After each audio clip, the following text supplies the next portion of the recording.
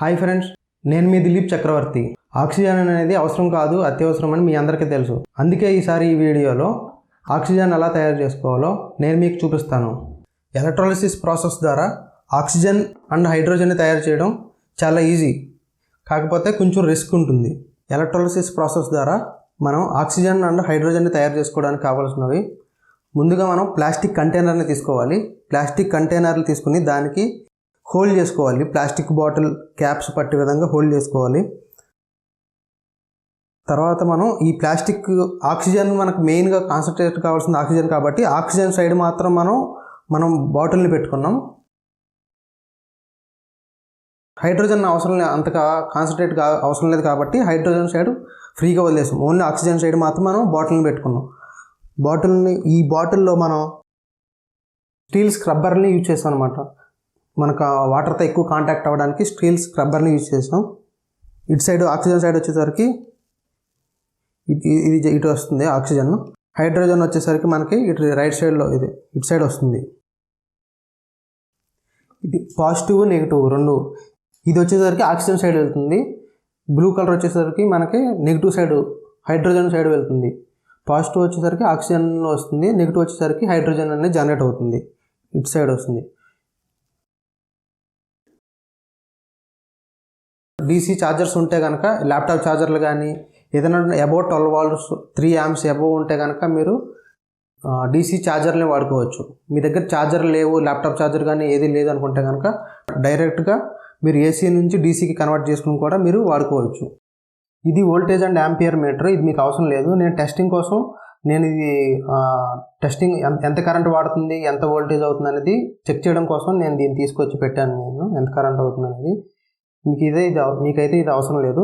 Only just fan regulator 4 diodes అనేది మీకు సరిపోతాయి. బ్రిడ్జ్ రెక్టిఫైయర్ని తయారు చేసుకుని ఏసీ నుంచి డీసీకి తయారు చేసుకుని ఫ్యాన్ రెగ్యులేటర్ ద్వారా కంట్రోల్ చేసుకున్నట్లయితే మీకు ఎంత కావాలో, మీకు ఎంతవరకు గ్యాస్ రిలీజ్ అవుతుందనే దాన్ని బట్టి మీరు పెంచుకోవడం తగ్గించుకోవడం చేసుకోవచ్చు. ఎలక్ట్రాలిసిస్ ప్రాసెస్లో మనకి వచ్చిన డిసడ్వాంటేజ్ ఏంటంటే ఆక్సిజన్తో పాటు హైడ్రోజన్ అనేది కూడా మనకి జనరేట్ అవుతుంది. ఈ హైడ్రోజన్ అనేది కొంచెం ఫ్లేమబుల్ కాబట్టి కొంచెం బ్లాస్ట్ అయ్యే ఛాన్సెస్ ఎక్కువగా ఉంటాయి. మీకు ఆక్సిజన్ అనేది యూజ్ఫుల్ అవుతుంది, ఆక్సిజన్ అనేది వాడుకోవచ్చు. హైడ్రోజన్ అనేది మాత్రం మనం దీన్ని బయటకు వదిలేయడం కానీ బయటకు పెట్టుకుంటే కనుక మీకు బెటర్గా యూజ్ఫుల్ అవుతుంది. హైడ్రోజన్ అనేది కొంచెం డేంజర్. ఇక్కడ కూడా ఒక బ్లాస్ట్ అనేది జరిగింది. ఈ బ్లాస్ట్ కూడా మీకు చూపిస్తాను ఎంతవరకు పేలింది అనేది. హైడ్రోజన్ బ్లాస్ట్ ఎలా జరిగిందనేది చూపిస్తాను మీకు.